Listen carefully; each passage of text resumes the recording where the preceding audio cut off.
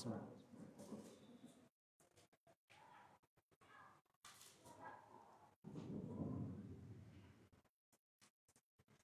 Assalamualaikum warahmatullahi wabarakatuh.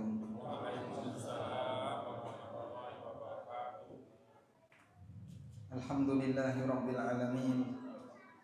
Wassalatu wassalamu ala asyrafil mursalin Nabiyyina wa maulana Muhammadin wa ala alihi wa sahbihi ajma'in. Wa ashhadu an la ilaha illallah wahdahu la syarika lah. Wa ashhadu anna Muhammadan abduhu wa rasuluh. Salawatu rabbi wa salamu alaihi wa ala alihi wa ashabihi wa man sara ala nahjihi wa istanna bi sunnatihi ila yaumiddin. Alhamdulillah, puji syukur kita haturkan kehadirat Allah Subhanahu wa taala di kesempatan siang ini di kota Wonosobo. Allah Subhanahu wa taala kumpulkan kita dalam rangka untuk belajar di Masjid Imam Asy-Syafi'i. Semoga Allah Subhanahu wa taala menjadikan forum ini sebagai forum yang barokah. Salawat dan salam semoga selalu tercurah untuk Nabi Agung Muhammad sallallahu alaihi wasallam.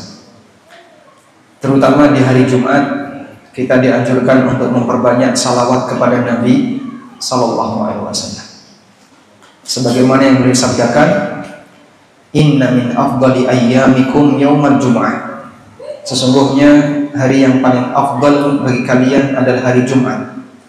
Fa'kthiru fihi minas salati alayya, maka perbanyaklah untuk membaca salawat kepadaku di hari Jumat. Sehingga berkaitan dengan amalan salawat, ada waktu khusus yang ditekankan memperbanyak salawat, tapi tidak ada tempat khusus yang ditekankan memperbanyak salawat. Jadi ada ibadah yang dibatasi waktu, ada ibadah dibatasi tempat. Salawat itu Anda bisa sampaikan dimanapun. Anda bisa bersalawat di Yogyakarta, Anda bisa bersalawat dari Wonosobo, bisa bersalawat dari Jakarta, dari pelosok-pelosok daerah manapun. Sehingga kalau mau ngirim salawat kepada Nabi SAW tidak harus ke kota Madinah. Bisa Anda bayangkan kalau syarat untuk bisa menyampaikan salawat harus ke kota Madinah, berarti biayanya mahal. Tapi dalam syariat kita tidak ada. Sehingga salawat bisa disampaikan melalui kota manapun, di semua bumi Allah. Tapi kalau waktunya ada, dianjurkan memperbanyak salawat ketika kita berada di hari Jumat. Hari Jumat di mana Pak? Dimanapun. Yang penting hari Jumat. Hari Jumat di Wonosobo, hari Jumat di Dataran Dieng, hari Jumat di Jogja, hari Jumat di Amerika, hari Jumat dimanapun. Selama Anda memasuki hari Jumat, perbanyaklah membaca salawat untuk Nabi Sallallahu Alaihi Wasallam. Karena hari Jumat sebutannya adalah Sayyidul Ayyam. Sayyidul Ayyam. Sedangkan Nabi Muhammad Sallallahu Alaihi Wasallam adalah Sayyidul Anam. Sayyidul Anam. Anam artinya apa? Makhluk.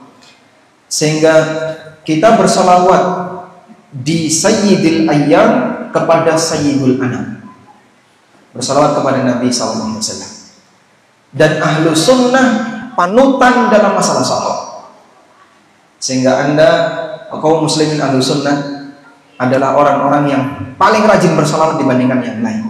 Karena setiap kali kita nyebut nama Nabi, kita bersalawat sallallahu alaihi wasallam. Sebagaimana yang disampaikan oleh Ibnu Hibban ketika beliau memberi catatan untuk hadis Nabi sallallahu alaihi wasallam. Rasulullah SAW pernah menyebutkan dalam sebuah hadis, aqrabun nasi manzilatan ilayya aktsaruhum alayya salatan. Orang yang paling dekat kedudukannya denganku besok di hari kiamat adalah yang paling banyak bersalawat kepadaku. Lalu kata Ibnu Hibban, dan menurutku tidak ada manusia yang lebih rajin bersalawat kepada Nabi SAW selain ahlul hadis. Selain ahlul hadis, karena setiap mereka menyebutkan hadis, mereka selalu membaca sallallahu alaihi wasallam. Dalam Sahih Bukhari lebih dari 7.000 hadis.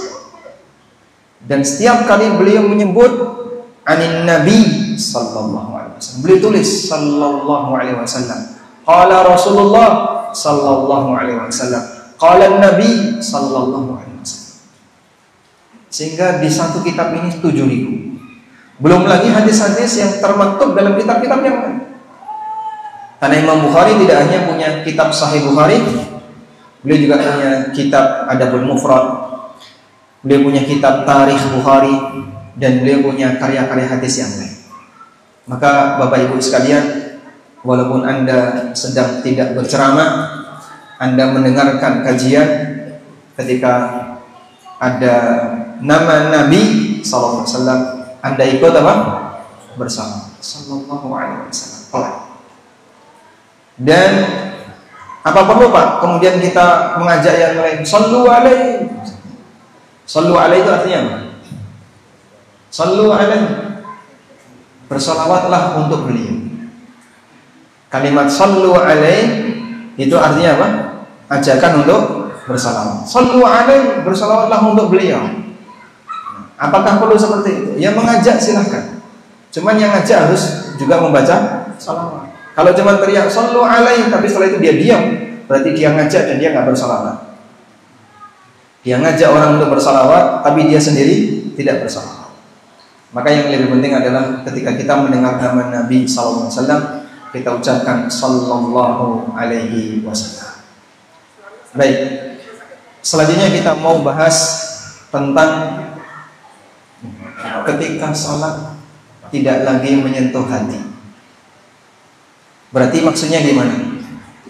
Saat kita melaksanakan salat, namun salat yang kita kerjakan hanyalah amalan lahiriah, namun tidak memberikan pengaruh bagi batin, sehingga amalan lahiriah ini sama sekali tidak membawa perubahan perbaikan bagi hati hamba. Berkaitan dengan amalan salat, banyak di antara kita yang kadang merasa materi kayak gini udah biasa. Kan aku sudah sering sholat, bahkan dari kecil saya sudah sholat.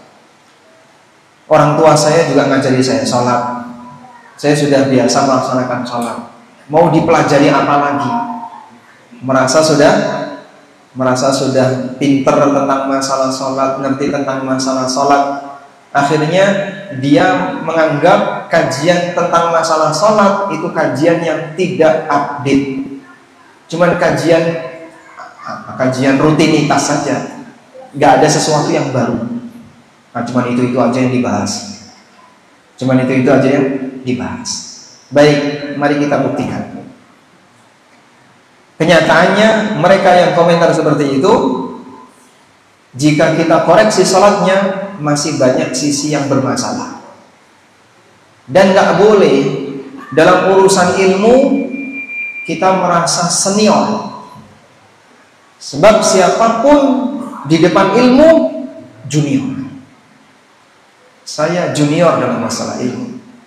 Siapapun di depan ilmu adalah manusia kerdil. Karena masih banyak yang belum kita pelajari. Ada satu buku,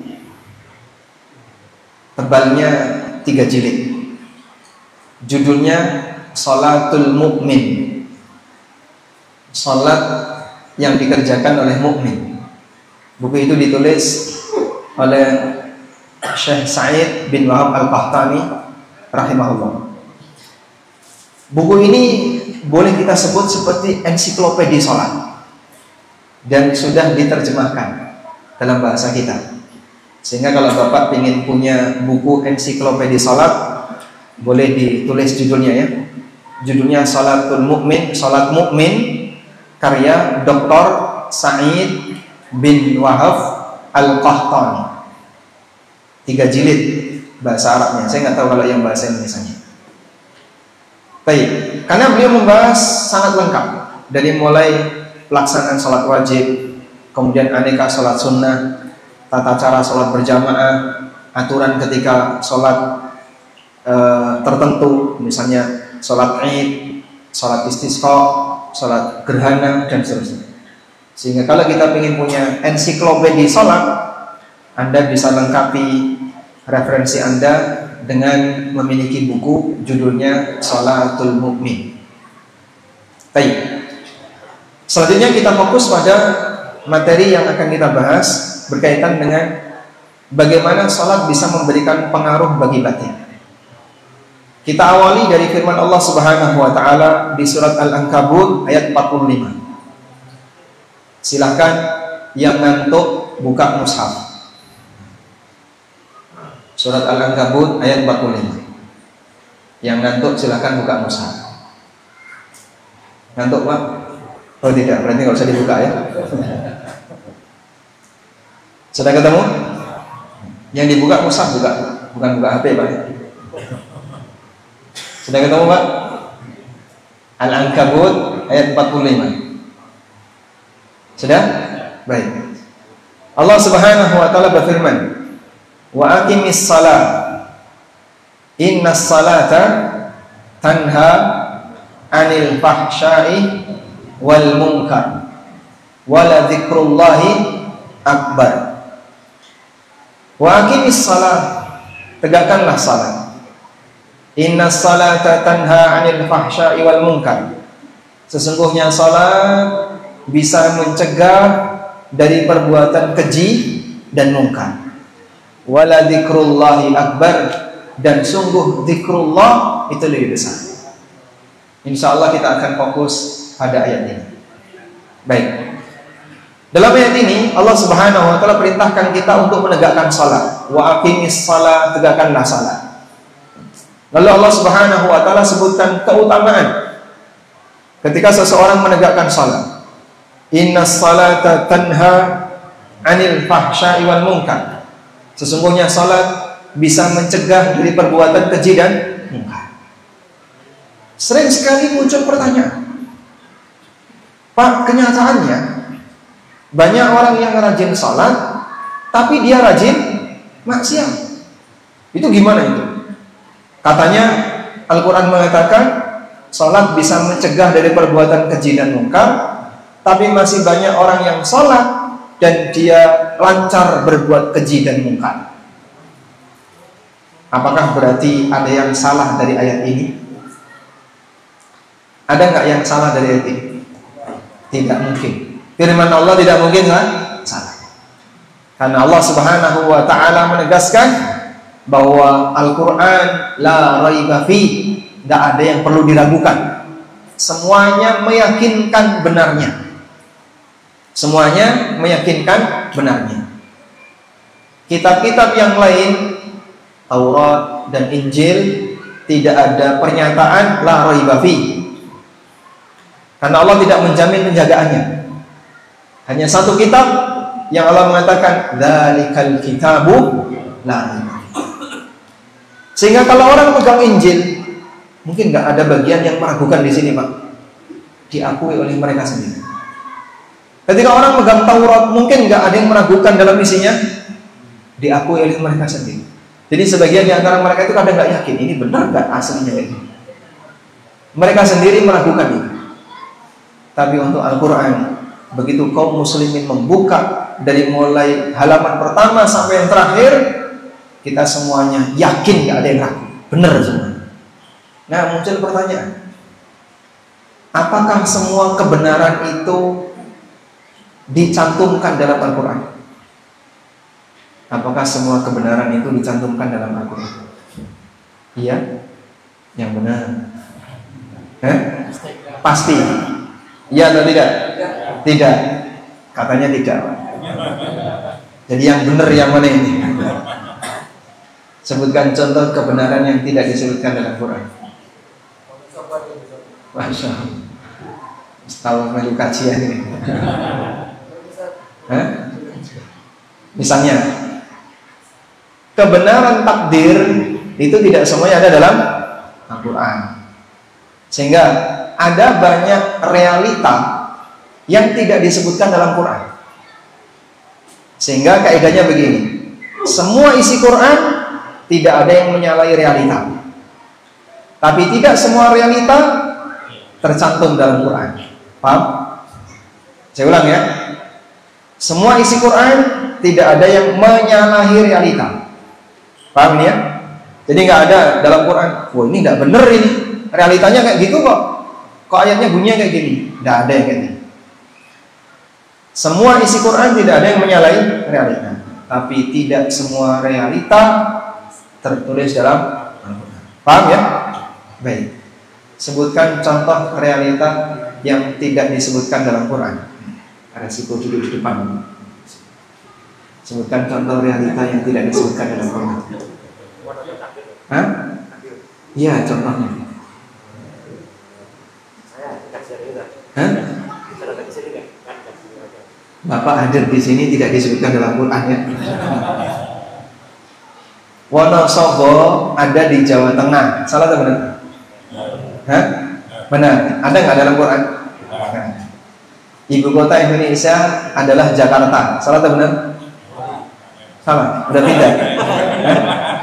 Udah pindah? Belum. Jakarta ibu kota Indonesia. Salah atau benar? Benar. Sehingga ada banyak kalimat-kalimat benar ya, yang itu tidak ada dalam Quran. Loh, kenapa Pak? Sebab Quran bukan kitab takdir. Sebab Quran bukan kitab takdir. Quran bukan lauhul mahfuz. Kalau semua kebenaran takdir ada dalam Quran, maka Quran kitab takdir. Dan Quran bukan kitab takdir. Quran itu menceritakan sebagian sejarah dan takdir, tapi tidak merangkum semuanya. Ada orang yang tanya sama saya, Pak, dinosaurus itu benar nggak sih Pak? Kok nggak ada dalam Quran? Sebutkan nama dinosaurus dalam Quran. Satu saja. Ada? Jadi orang sempat tanya, dinosaurus itu benar nggak sih Pak? Kok nggak ada dalam Quran? Dan memang semua dalam Quran semua yang benar harus ada dalam Quran. Para nabi saja yang diceritakan oleh Allah hanya berapa? 25. Allah bahkan mengatakan wa rusulan qad qasasnahum 'alaika min qablu wa rusulan lam naqsushum 'alaik. Ada rasul yang telah kami ceritakan kepada kamu dan ada rasul yang tidak kami ceritakan. Sehingga rasul yang tidak diceritakan oleh Allah jauh lebih banyak dibandingkan yang diceritakan. Jadi pentingnya apa Quran bahas dinosaurus, rasul saja nggak diceritakan. Tapi kalaupun tidak ada dalam Quran, belum tentu tidak benar. Oh, nggak ada dalam Quran ini nggak benar berarti? Ya belum tentu. Walaupun kita nggak tahu pastinya itu ada atau tidak. Baik, kembali ke sini. Sehingga ketika kita berbicara tentang ayat tadi, katanya sholat bisa mencegah dari perbuatan keji dan mungkar.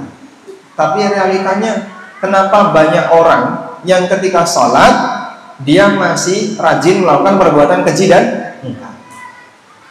Apakah berarti ayatnya tidak sejalan dengan realita? Ini tentu saja salah paham. Terus gimana Pak?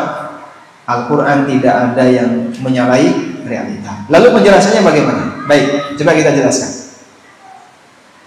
Bapak Ibu yang dimuliakan Allah Subhanahu wa taala, sebelumnya coba Anda bedakan dua ini.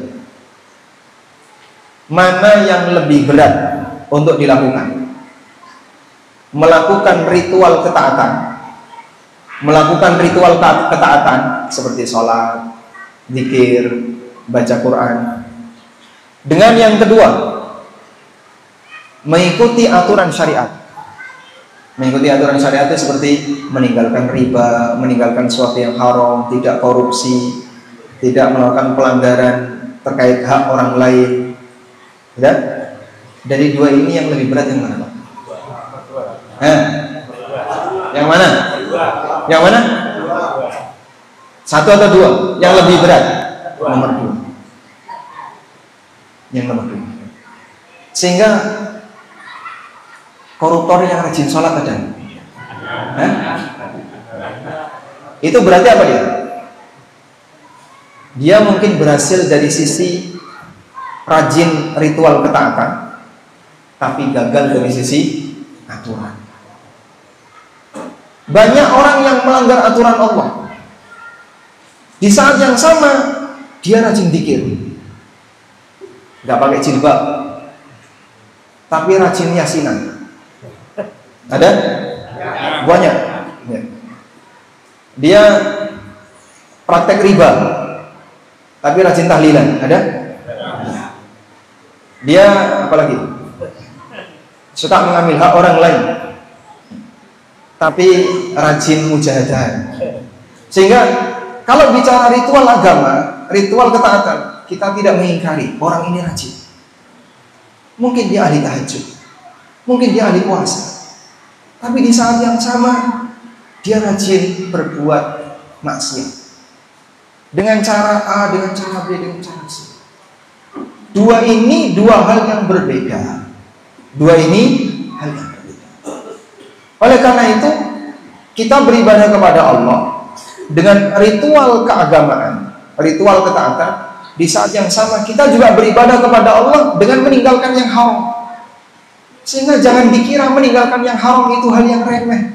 Itu lebih berat daripada ritual yang kamu kerjakan. Maka kalau misalnya ada orang yang menuduh orang lain, itu jarang sholawat, jarang baca zikir, tapi orang ini komitmen dengan agamanya, nggak pernah riba, nggak pernah korupsi, nggak pernah mengambil harta haram.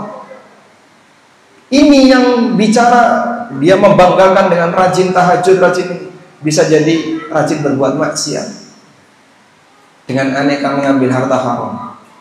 Dia nggak mampu seperti orang yang pertama tadi. Karena itu Nabi SAW pernah memberikan sebuah batasan. Ada sahabat yang tanya kepada beliau, hadisnya sahih riwayat Bukhari Muslim. Ya Rasulullah, indi jarah wa dzikra min qiyamiha wa siyamiha. Kemudian diceritakan, wanita ini, saya punya tetangga, ibu-ibu. Diceritakan ibu-ibu ini rajin qiyamul lail, rajin salat malam, rajin tahajud, rajin puasa.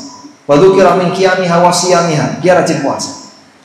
Walakin tu'dhi jaraha bilisaniha. Tapi sayangnya wanita ini suka menyakiti tetangganya dengan lisannya. Apa kata Nabi SAW? La khaira fiha, hiya finnar. Wanita seperti ini tidak ada nilai baiknya. Dia adalah ahli neraka. Sehingga ketaatan pribadi dia bisa, tapi gagal taat sosial. Sehingga orang seperti ini, kata Nabi SAW, la khaira fiha, kebaikannya nggak ada nilainya.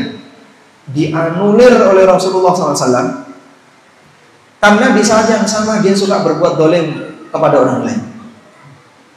Maka jangan merasa bangga dulu dengan ibadah yang sifatnya ketaatan pribadi, tapi di saat yang sama dia gagal ketika berinteraksi dengan orang lain. Dia mengambil hak orang lain, dia mencuri harta orang lain, apalagi harta yayasan, harta yang dimiliki oleh lembaga, atau yang lebih luas lagi milik negara. Ini berbahaya. Coba Anda lihat saat Nabi SAW ditanya oleh seorang sahabat, ya Rasulullah, ara'aita law qutiltu fi sabilillah ayughfaru li? Ya Rasulullah, kalau aku terbunuh di medan jihad, apakah dosaku akan terampuni? Kata Nabi SAW, na'am, wa anta sabirun muhtasibun mukbilun ghairu mudbir. Ya, kalau kau sampai mati di medan jihad, dosamu akan diampuni selama ketika kau berjuang, kau bersabar, kau mengharap pahala dari Allah, terus maju dan tidak mundur. Berangkat orang itu dipanggil, tunggu, illa dain, kecuali satu. Kalau kau punya utang, gak ada manfaatnya. Kecuali satu, kalau kau punya utang. Baik, utang itu diambil dengan legal atau tidak? Utang legal ya. Legal itu artinya apa? Bukan kriminal.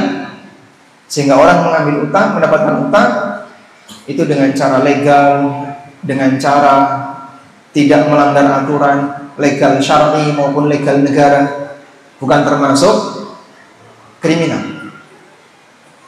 Itu pun kalau di bawah mati, dalam posisi ketika yang bersangkutan punya pahala jihad dan mati syahid, kata Nabi SAW, ini tidak bisa hilang dengan pahala jihad.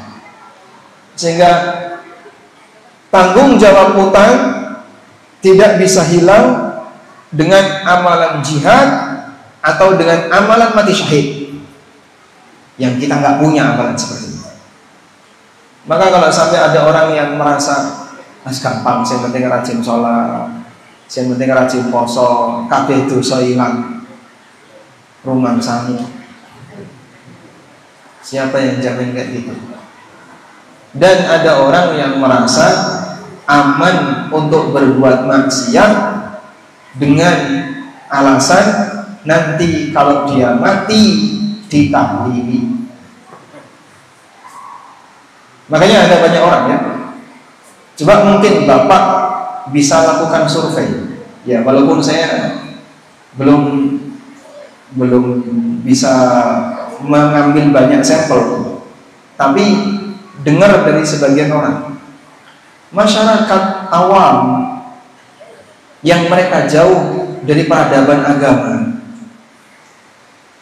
sehingga banyak di antara mereka nggak sholat, nggak puasa, tidak melakukan apapun, itu punya keyakinan, wes rasa mikir sholat, rasa mikir kosong, yang penting oleh mati ditahlili, nek wis ditahlili hilang kabeh dosa ini. Karena yang mendoakan banyak sekali. Itu keyakinan. Gara-gara keyakinan ini jadinya apa?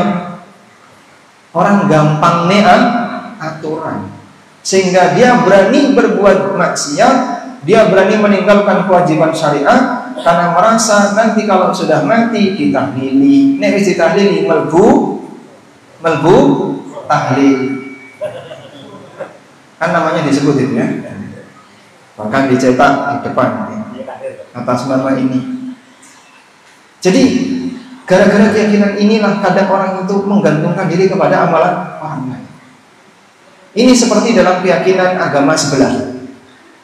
Sehingga antara yang rajin ibadah dan yang nggak rajin ibadah nilainya sama, karena semua dosanya ditanggung oleh Sang Juru Selamat. Jadi apa manfaatnya rajin ibadah? Islam, kaum muslimin akan bisa mengalami seperti itu kalau pemahaman-pemahaman permisif serba boleh sebenarnya. Akidah-akidah permisif, ideologi permisif ini disebarkan kepada masyarakat.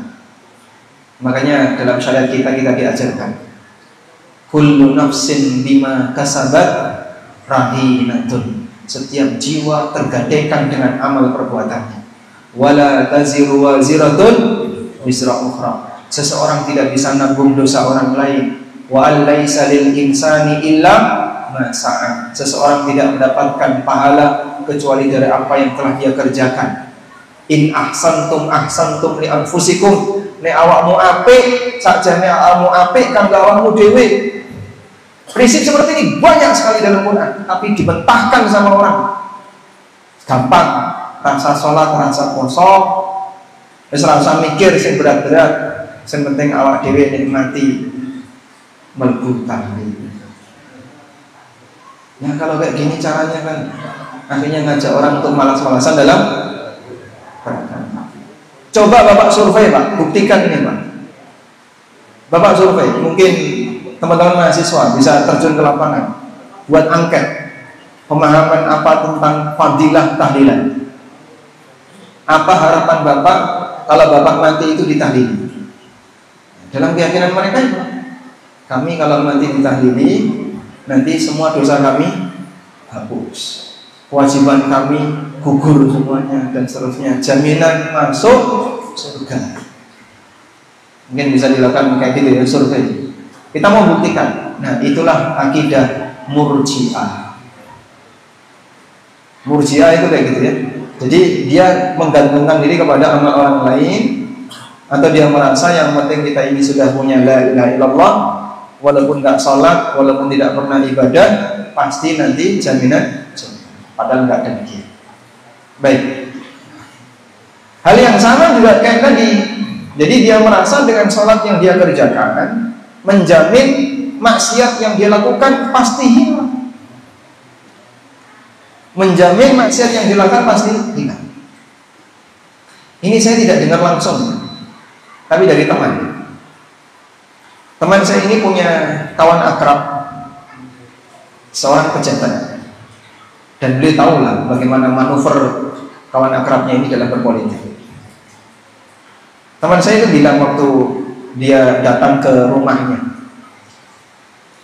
koncoku, maksudnya si pejabat ini, dia itu bilang kayak gitu, urip iki sing penting rajin sholat, rajin ibadah, poso aja lali, sedekah, ya nek wis mampu umroh, insya Allah kabeh beres.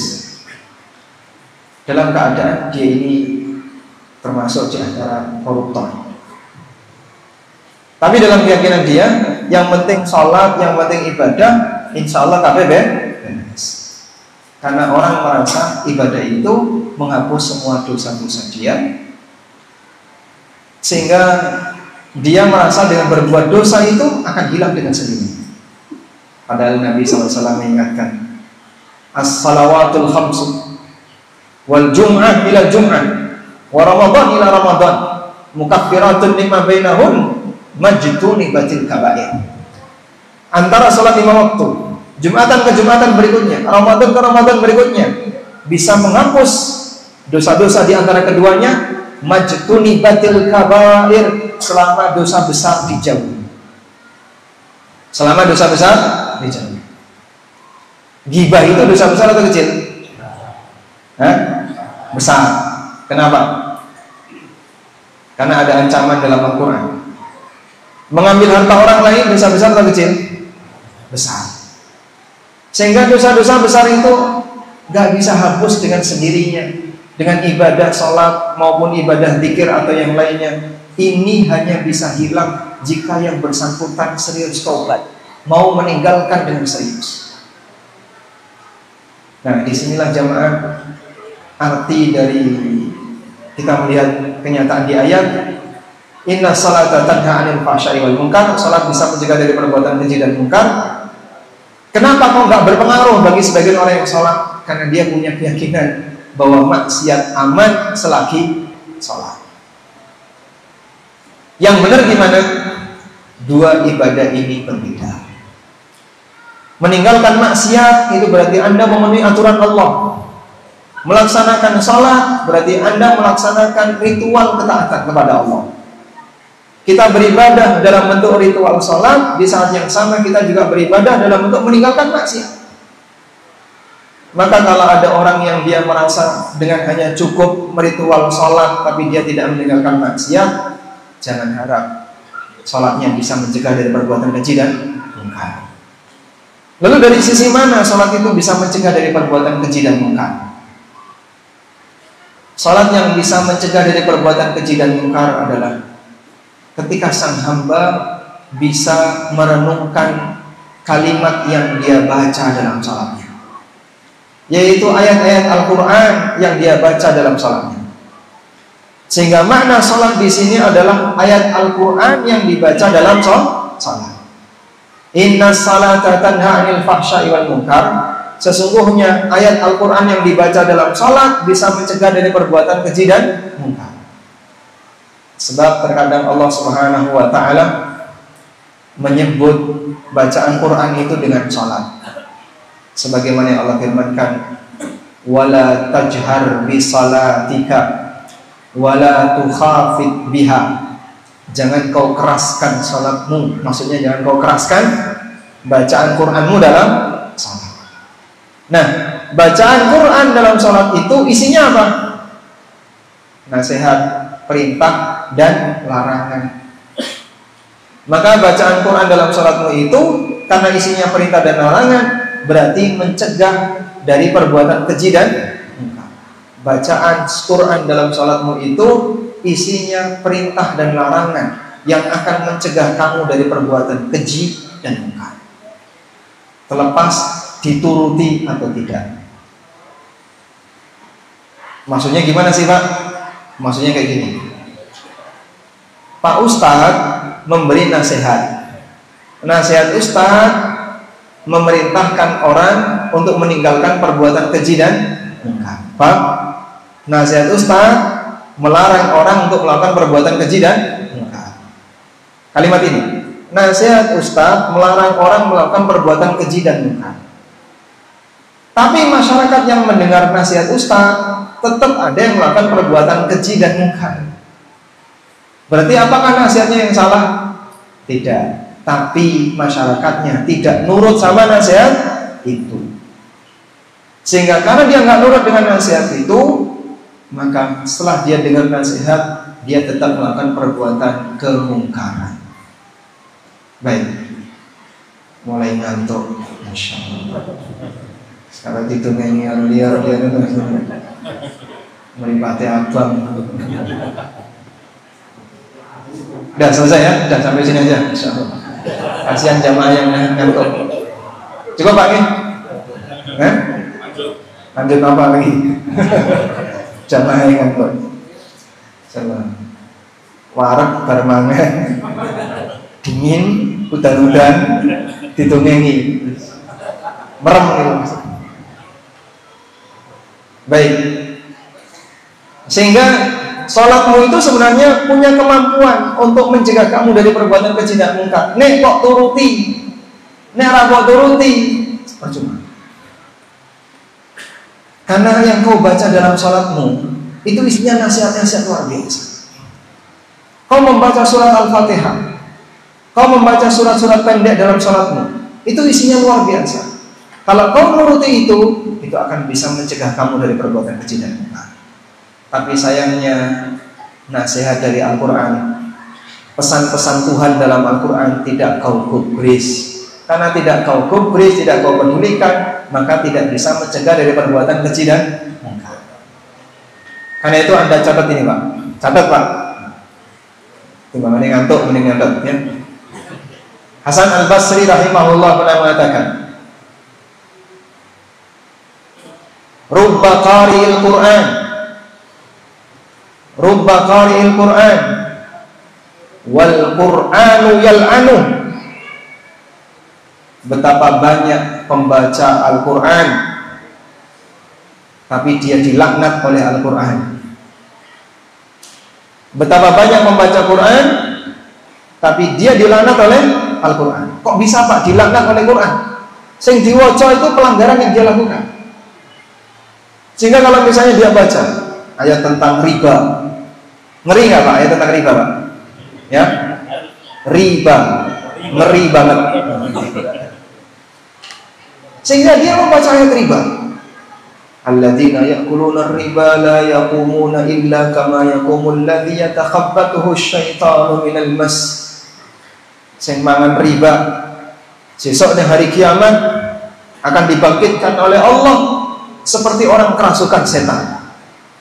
Dzalika bi annahum qalu innamal bai'u mithlur riba wa ahallallahu al-bai'a wa harrama riba. Itu disebabkan karena mereka mengatakan jual beli seperti riba, padahal Allah halalkan jual beli dan Allah haramkan riba. Dan beberapa ayat yang lain. Di ayat yang lain Allah Subhanahu wa taala memberikan ancaman. Fa illam taf'alu fa'danu biharbin minallahi wa rasulih. Nek kowe ora gelem meninggalkan riba, umumkan untuk perang dengan Allah dan Rasulnya. Jadi demikian kerasnya ancaman itu. Tapi yang bersangkutan gimana? Nglakoni riba, ayatnya diwaca Pak, sebelahnya cek saldo. Ya buka WhatsApp, sebelahnya dia cek saldo. Cedung, oh ono sing mlebu mutasi misalnya. Sehingga apa yang terjadi? Bisa jadi kita ini adalah pelaku, ya, pelaku untuk apa? Pelaku aneka maksiat. Padahal peringatannya ada dalam Al-Quran. Betul apa yang dikatakan oleh Hasan Al-Basri rahimahullah, Rubba qari'il Qur'an wal Qur'anu yal'anu. Betapa banyak orang yang membaca Quran sementara dia adalah orang yang dilaknat oleh Quran. Subhanallah. Mungkin saya termasuk Bapak Ibu juga barangkali pernah melakukan seperti itu. Yang sampean baca adalah ayat yang selama ini Anda langgar. Tapi aku kurang ngerti Pak. Nah itu masalahnya. Dan terus berikut Bagaimana mungkin kita bisa mendapatkan pelajaran dari ayat yang kita baca? Wong sing diwaca wae ra dong. Yang dibaca saja dia nggak ngerti. Karena itu kalau orang tidak tahu dan tidak paham hakikat dari kegiatan sholat yang dia kerjakan, maka bisa jadi yang dia lakukan membaca ayat ini, membaca ayat itu, hanya menikmati lagunya saja. Namun dia tidak ngerti isinya. Sebenarnya isinya itu sedang menyudutkan kamu. Isinya itu sedang menampar kamu. Mau pakai bahasa Arab, apa kurang ngerti? Kalau orang dihina pakai bahasa yang dia tidak ngerti kan? Hah? Ada dicaci maki tapi pakai bahasa yang dia nggak ngerti. Ya nggak merasa sakit hati. Oh nggak ngerti ya. Ada ini cerita ya. Udah pernah dengar cerita belum? Hah? Belum.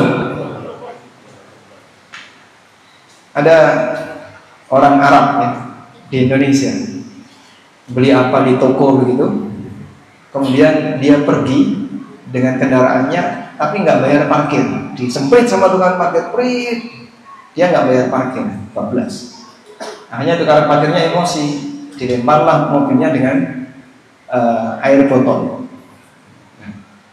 Nah, orang Arab ini nggak berani untuk mundur, 14. Nah, tapi setelah itu dia berhenti, tanya sama mahasiswa Libya. Ada mahasiswa Libya, ini di Jakarta saja. Dia tanya, apa bahasa Indonesianya keledai? Bahasa Indonesianya himar. Anak Libya ini tahu, dia mau mencaci maki si tukang parkir. Terus kasih tahu, kedelai. Langsung dia teriak, kedelai. Yang dicaci maki paham nggak? Paham, kedelai Pak. Andai kan dia ngomong keledai, mungkin ini marah, malah berantem. Akhirnya kedelai. Dia teriak kedelai. Baik. Demikianlah jamaah. Kalau orang nggak ngerti, maka tidak akan memberikan pengaruh. Dari sinilah kita perlu belajar tentang bagaimana bisa menghayati isi sholat yang kita lakukan. Di mana Pak caranya kita bisa menghayati itu? Berarti jenengan kudu ngerti makna dari takbiratul ihram, Allahu Akbar, makna dari bacaan surat Al-Fatihah yang kita baca, makna dari doa ruku', makna dari doa i'tidal, doa sujud dan seterusnya. Betul. Kalau orang menghayati dengan serius, maka dia tahu arti penting dari sholat yang dia kerjakan, dan Anda bisa rasakan pengaruhnya dalam kehidupan nyata. Karena itulah dulu sebagian di antara sahabat, mereka ketika mau sholat itu mukanya pucat. Kok bisa Pak mukanya pucat? Kira-kira kalau orang mau menghadap pejabat dan pejabat itu sangat dihormati, apa yang akan terjadi pada dirinya? Grogi sampai apa? Kadang mukanya pucat, merasa nggak nyaman, bingung kok arep ngomong apa, nek ditakoki pripun. Itu kalau dia menghadap pejabat, mukanya pucat. Sehingga dulu sebagian di antara sahabat kalau mau sholat mukanya pucat. Kenapa pucat? Aku mau menghadap rajanya para raja, Allah Subhanahu wa Ta'ala. Dia tahu arti penting ketika menghadap Allah, sehingga saat dia sholat dia begitu serius karena dia meyakini Allah berada di hadapannya. Dia resapi setiap gerakan dan bacaan-bacaan dalam sholat. Dari situlah pengaruh besar kalau orang bisa meresapi, insya Allah sholatnya akan memberikan pengaruh perbaikan bagi hati. Baik, ada informasi sedikit ya. Jadi saya menulis buku tafsir sholat. Mungkin sebagian di antara jamaah ada yang sudah punya buku itu. Ada yang sudah punya buku tafsir sholat? Punya? Ada yang belum? Ada yang sudah punya belakang? Bapak punya buku tafsir sholat? Sudah dibuka belum sekelnya? Oh sudah. Berarti sudah dibaca ya. Dalam buku tafsir sholat kami meringkas tentang bacaan dan tafsirnya. Jadi takbiratul ihram tafsirnya apa? Saat kita baca doa iftitah tafsirnya apa? Ta'awud tafsirnya apa? Saya berusaha untuk menafsirkan itu dengan cara yang mudah dipahami oleh masyarakat agar setidaknya bisa jadi panduan. Karena kalau mau menghayati makna salat harus belajar bahasa Arab. Delok umure wis ora tekan. Aku wis umur swidak arep kon maca kon belajar bahasa Arab, minder dhisik. Maka kita buat ringkasan, kumpulkan dan Bapak pahami ini, insya Allah mudah-mudahan nanti bisa membantu bagaimana cara menghayati salat dengan maksimal. Wallahu ta'ala a'lam. Baik, mungkin itu saja yang bisa kita jadikan sebagai pengantar. Semoga pengantar ini bermanfaat. Karena kita sampai jam 2 Pak. Langsung hadiah. Langsung hadiah, insya Allah. Sekarang sesuai-sesuainya. Baik. Ketua rombongan dari Banjarnegara. Ketua rombongan, Masya Allah. Berapa orang Pak? 1, 2, 3, 4, 6, 7. Ini hadiah yang isinya 8 kan? 10. Ini kita mendingin, snack. Yang paling gede itu gelas sak lose. Langsung dapat hadiah langsung, Masya Allah. Silakan, boleh diserahkan.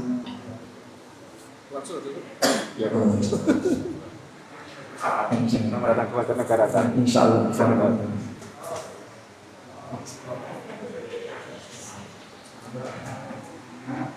Yang kedua, coba yang kedua ya. Yang hari ini sudah baca salawat 100 kali.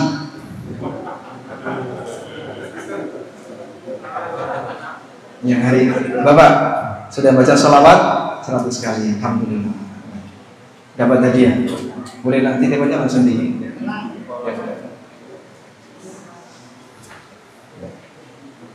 Selanjutnya, khusus untuk usia 60 plus. Khusus pertanyaannya. Usia 60 plus ya. Yang hafal surat An-Naba. Ada hafal? Dapat hadiah voucher umroh. Ada lagi? Baik, saya turunkan sekarang, saya ganti surat ya. 60 plus yang hafal surat Al-Baqarah. Ada? Ayo, yang hafal surat Ad-Duha 60 plus. Depan sama belakang aja. Cukup. Oke, 60 plus, yang 60. Monggo, yang 60 langsung dapat voucher.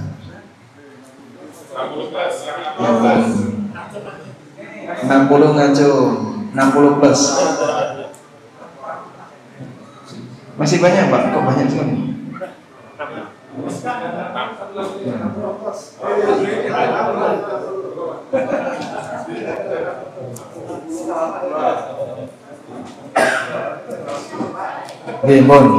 Bon, telas hadiah ini. Masih banyak. Coba kita bacakan pertanyaan lewat kertas ya. Masya Allah. Nek kalau yang ini baca.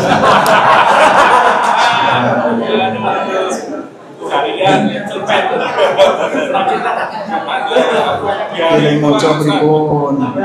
Ya.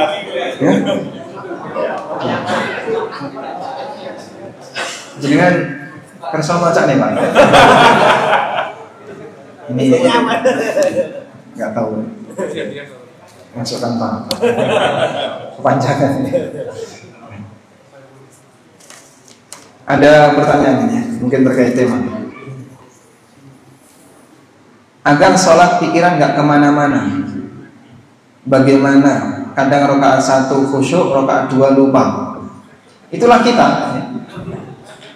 Sehingga batin kita ini putus nyambung. Badannya memang di masjid. Sehingga saat kita sholat, kita berdiri tegak menghadap kiblat, sedekap, badannya di masjid, tapi hatinya sampai dapur, hatinya sudah sampai pasar, hatinya sudah sampai mana lagi, sehingga hati kita kadang hilang dari masjid, padahal orangnya di masjid. Makanya khusyuk yang benar gimana? Ketika jasad dan hati bersatu. Terus gimana Pak? Hati ini diajak untuk mikir sholat, jangan mikir kerjaan. Sehingga kalau saat kita sholat, kita tinggalkan semua kesibukan yang lain, karena saya mau menghadap kepada Zat yang maha besar dari segala sesuatu. Aku tinggalkan urusan dunia. Maka sebelum Bapak sholat, sebelum Bapak masuk masjid, semua urusan dunia taruh di luar. Dan saya tinggalkan semua urusan dunia di luar. Sekarang saya mau datang fokus menghadap Sang Kuasa.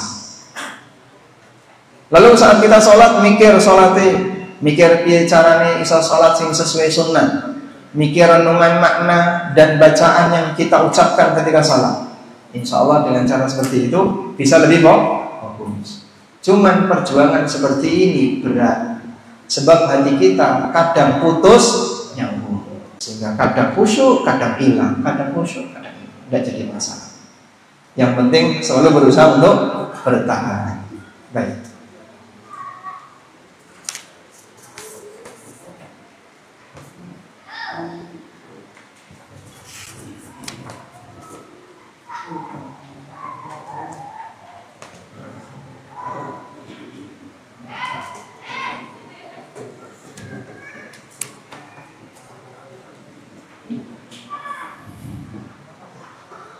Assalamualaikum Waalaikumsalam warahmatullahi wabarakatuh.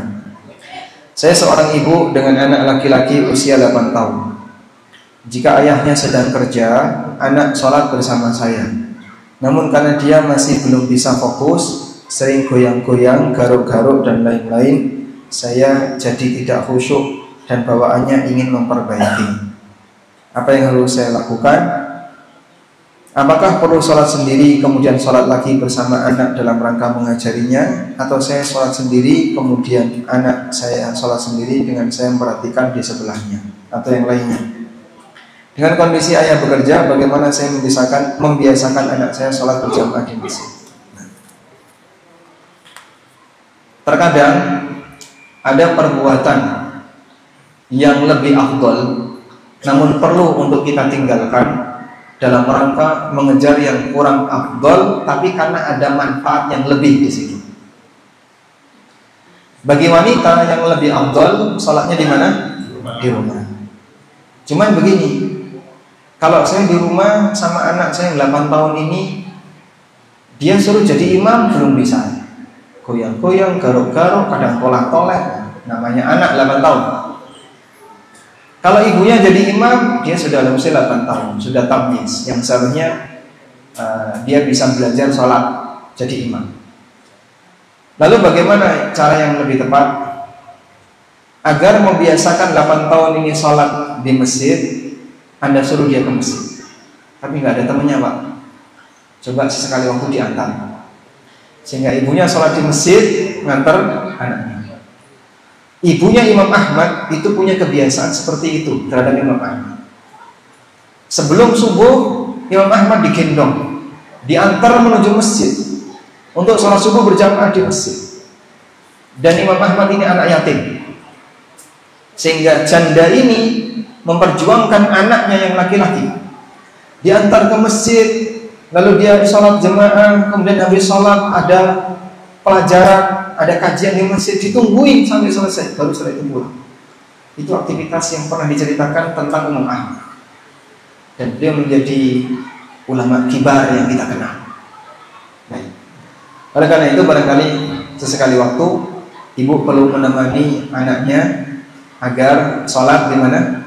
Di masjid. Nanti kalau sudah terbiasa, Anda bisa lepas dia untuk berangkat sendiri ke masjid dan Anda bisa sholat di rumah. Bolehkah saat kajian memfoto ustadz tanpa izin ustadz? Pertanyaan ustadz, Anda mau pulang bawa ilmu atau bawa ustadz?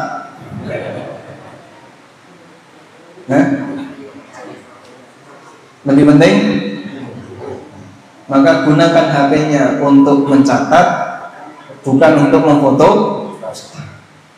Buat apa? Bawa foto ulang itu buat apa? Untuk di-share ke medsos, nah ini juga lebih parah lagi. Sehingga Anda tidak perlu ya, cukup kalau misalnya mau share ke medsos, alhamdulillah ada YouTube, ANB channel, Anda bisa ambil link YouTube-nya, Anda share ke yang lain agar lebih utuh, lebih komplit, tidak hanya gambar. Karena gambar tidak memberikan keberkahan. Kalau ini mohon maaf Pak, Ustadznya difoto, dipajang, neng bakul soto. Kok enggak Ustadz? Neng dhuwure kuali Pak. Apa manfaatnya?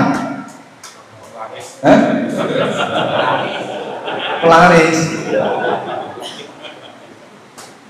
Kalau bisa seperti itu, Ustadznya kaya raya sebelumnya kaya. Masya Allah. Maka aneh-aneh ini Indonesia ya. Masyarakatnya harus diluruskan. Yang kayak gini enggak benar. Sambung. Beberapa pertanyaan pengulangan. Assalamualaikum. Waalaikumsalam. Apa hukum sales yang berjualan di musola? Kita mendatangi undangan dan tidak tahu bahwa itu promosi. Salesnya yang salah. Cuman masalahnya kadang ibu-ibu melakukan kegiatan di masjid atau di musola, tapi ngundang sales barang, lalu arisan. Nah, ini kan mencampurkan antara kegiatan yang memang layak di masjid seperti pengajian, tahsin. Sehingga misalnya acara jam 8 kajian sampai jam 9. Sudah? Jam 9 mendengarkan presentasi alat masak sampai jam 12. Masya Allah. Ono arisan nah, ini yang tidak boleh. Sehingga kalau yang kayak gini di mana Pak? Seperti ini sebaiknya di kantor RT, di gardu ronda, di balai desa, monggo. Tapi kalau di masjid, di musola, dipakai untuk kegiatan dagang kayak gini, promosi produk, hukumnya dilarang. Wallahu a'lam. Alhamdulillah sudah selesai. Semua pertanyaan sudah terbaca. Baik. Door prize 1 emas, Masya Allah. Khusus rumahan. Khusus rumahan.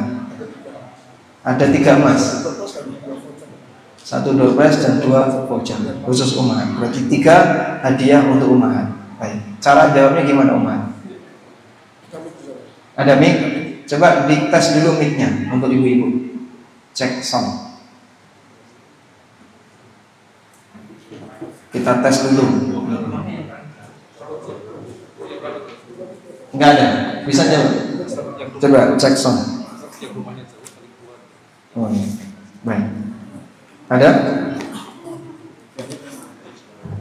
Nah, baik. Alhamdulillah bisa ya. Baik. Nanti tinggal angkat tangan saja. Yang angkat tangan dapat hadiah. Gampang lah.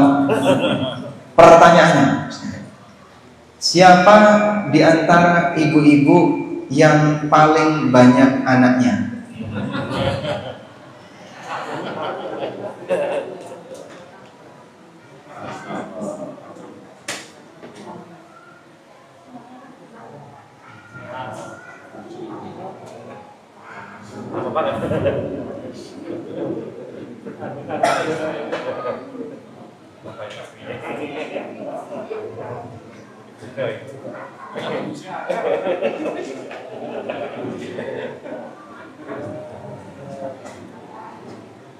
Sudah?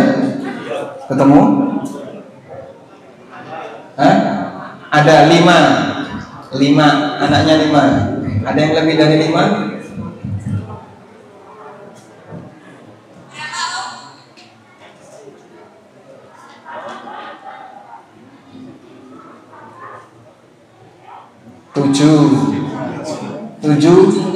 Tujuh. Ada yang lebih dari 7? Mungkin 17.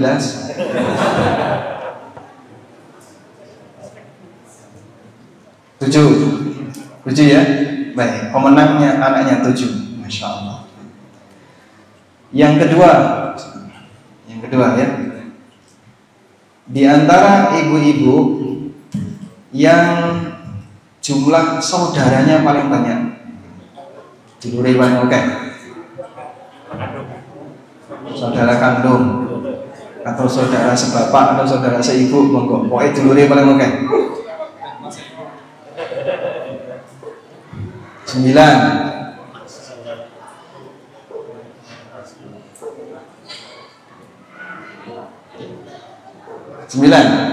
Baik, pemenangnya yang saudaranya 9. Insyaallah. Jarang kita punya anak 9 ya zaman sekarang ya. Jarang ya. Karena dulu lebih adem daripada sekarang. Yang ketiga ya, untuk ibu-ibu. Di antara ibu-ibu yang sepanjang hidupnya tidak pernah arisan dan tidak pernah utang.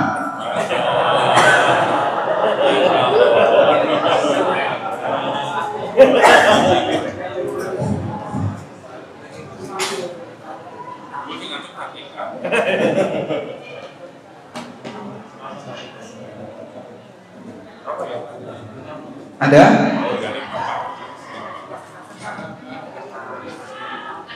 Ada. Baik, sudah selesai ya. Pencekam? Hah?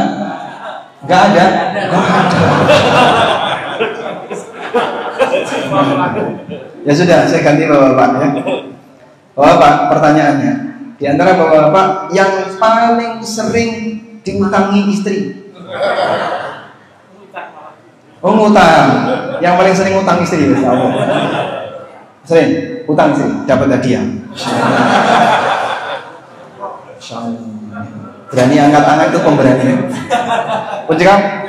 Baik, sudah ya, hadiahnya sudah habis. Baik, demikian yang bisa kita sampaikan.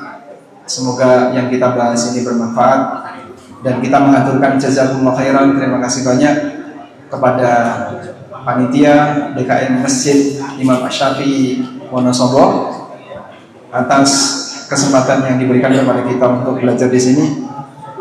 Semoga Bapak Ibu selamat sampai rumah masing-masing, hati-hati di jalan karena kondisi becek disebabkan hujan. Wassallallahu ala nabiyyina Muhammadin wa ala alihi wa sahbihi wasallam.